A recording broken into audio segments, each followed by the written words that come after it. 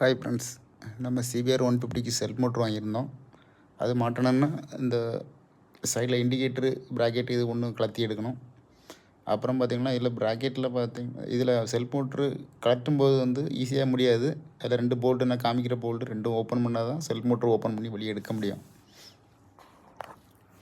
அது மாதிரி இந்த மோட்ரு போட்ட பிறகு வண்டி ஈஸியாக 1லேருந்து 2 செல்ஃபு ஈஸியாக வண்டி ஸ்டார்ட் ஆகிடுது.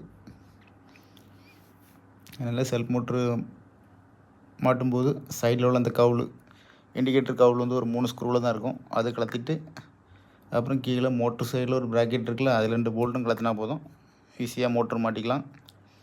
மோட்ரு ரேட்டு தான் கொஞ்சம் ஜாஸ்தியாக இருக்கும், ஆனால் ஒர்க்கிங் நல்லாயிருக்கு.